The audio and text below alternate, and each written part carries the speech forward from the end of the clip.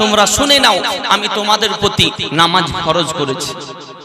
ইন্নাস সালাতা তানহা আনিল ফাহশাই ওয়াল মুনকার, নিশ্চয় নামাজ সমস্ত রকমের বেহাই, বেকর্ম, খারাপি থেকে হেফাজত করে। জোরে বলেন।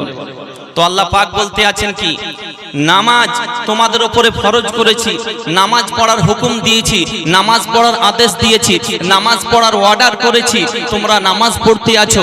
আল্লাহ পাক বলতে আছেন রোজা আমি তোমাদের প্রতি ফরজ করেছি, রোজা ফরজ করেছি, রোজা করতে বলেছি, রোজা করার হুকুম দিয়েছি, রোজা করার আদেশ দিয়েছি, তোমরা রোজা রাখতে আছো।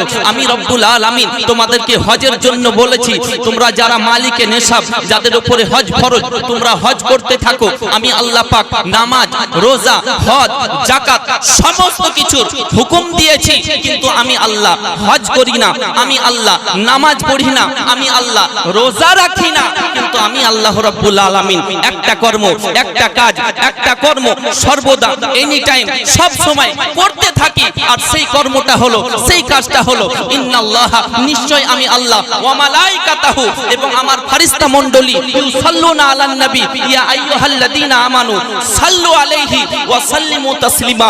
আমি এবং আমার ফেরেশতা মণ্ডলী নবী পাকের উপরে, মুস্তাফার প্রতি, হাবিবের প্রতি, রাসূলুল্লাহর প্রতি দরুদ পাঠ করি। ইয়া আইয়ুহাল্লাযীনা আমানু সাল্লু আলাইহি ওয়া সাল্লিমু তাসলিমা। ও আমার প্যারা, ও আমার বান্দা বান্দি, তোমরাও আমার নবী পাকের উপরে, আমার মুস্তাফার উপরে, দুই জাহানের বাদশার উপরে, আমার বন্ধুর উপরে দরুদ ও সালাম বেশি করে পাঠ করো। বলুন সুবহানাল্লাহ।